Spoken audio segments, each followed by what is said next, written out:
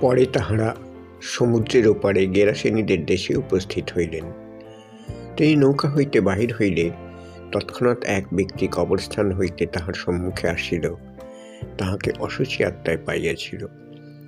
সে কবর মধ্যে বাস করিত এবং কেহ তাহাকে শিকল দিয়াও আর বাঁধিয়া রাখিতে পারিত না, কেননা লোকে বারবার তাহাকে বেড়ি ও শিকল দিয়া বাঁধিত, কিন্তু সে শিকল ছিঁড়িয়া ফেলিত এবং বেড়ি ভাঙিয়া খণ্ড বিখণ্ড করিত, কেহ তাহাকে বশ করিতে পারিত না।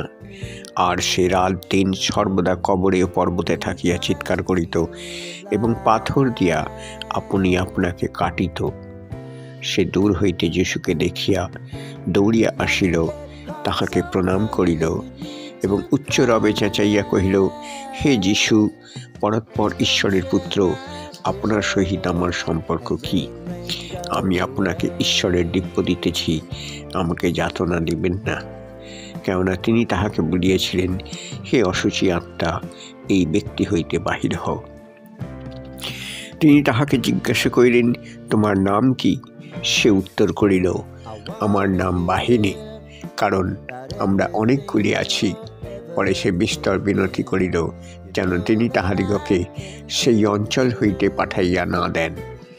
সেই স্থানে পর্বতের পার্শ্বে এক বৃহৎ শূকর পাল চলিতেছিল, আর তাহারা বিনতি করিয়া কহিল, ওই শূকরগুলির মধ্যে প্রবেশ করিতে আমাদিগকে পাঠাইয়া দিন।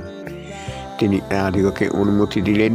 তখন সেই অশুচি আত্মারা বাহির হইয়া শূকরদের মধ্যে প্রবেশ করিল, তাহাতে সেই শূকর পাল কম বেশ 2000 শূকর মহাবেগে দৌড়িয়া ঢালু পাড় দিয়া সমুদ্রে গিয়া পড়িল এবং সমুদ্রে ডুবিয়া মরিল। তখন যাহারা সেগুলিকে চড়াইতেছিল তাহারা পলায়ন করিয়া নগরে ও পল্লীতে পল্লীতে গিয়া সংবাদ দিল। তখন কি ঘটিয়াছে দেখিবার জন্য লোকেরা আসিল এবং যীশুর নিকটে আসিয়া দেখে সেই ভূতগ্রস্ত ব্যক্তি, যাহাকে বাহিনী ভূতে পাইয়াছিল, সে কাপড় পরিয়া সুবোধ হইয়া বসিয়া আছে।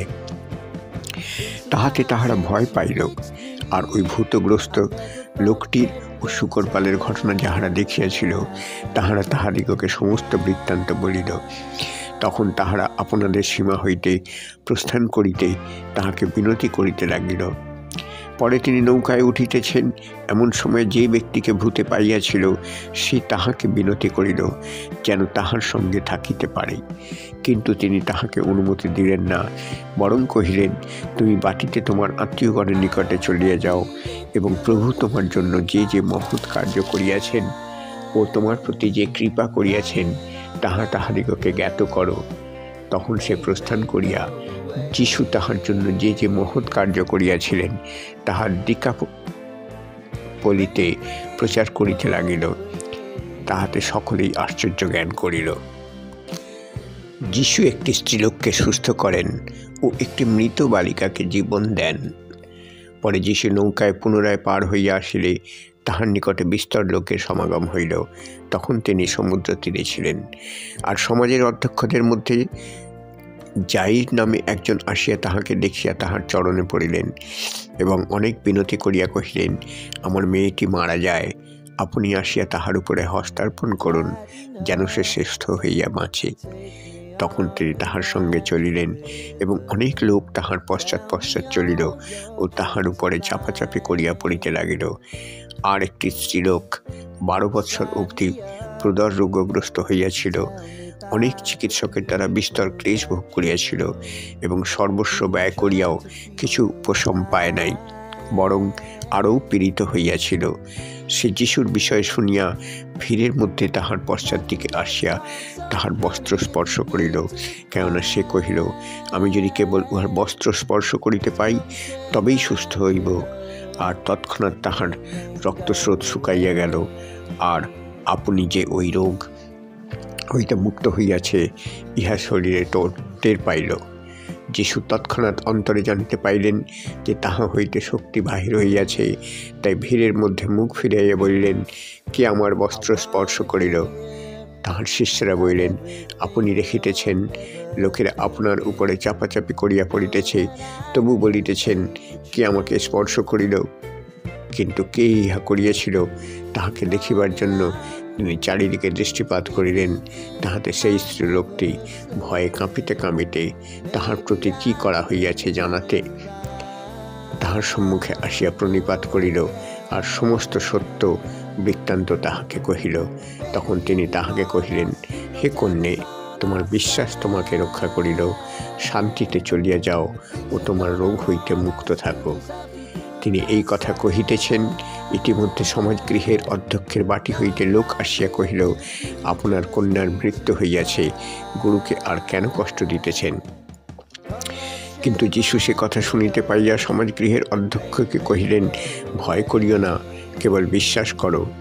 আর পিতর, যাকব এবং যাকবের ভাই যোহান, এই তিনজন ছাড়া তিনি আর কাহাকেও আপনার সঙ্গে যাইতে দিলেন না।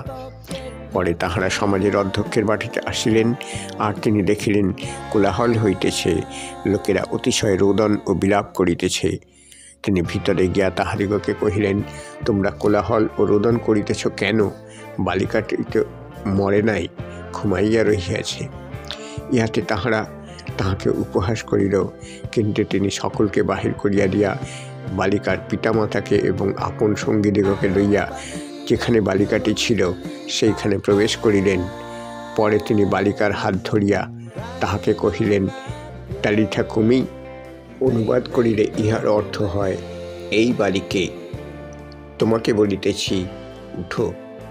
তাহাতে বালিকাটি তৎক্ষণাৎ উঠিয়া বেড়াইতে লাগিল, কেননা তাহার বয়স 12 বৎসর ছিল। ইহাতে তাহারা বড়ই বিস্ময় একেবারে চমৎকৃত হইল। পরে তিনি তাহাদিগকে এই দৃঢ় আজ্ঞা দিলেন, যেন কেহ ইহা জানিতে না পায়, আর কন্যাটিকে কিছু আহার দিতে আজ্ঞা করিলেন।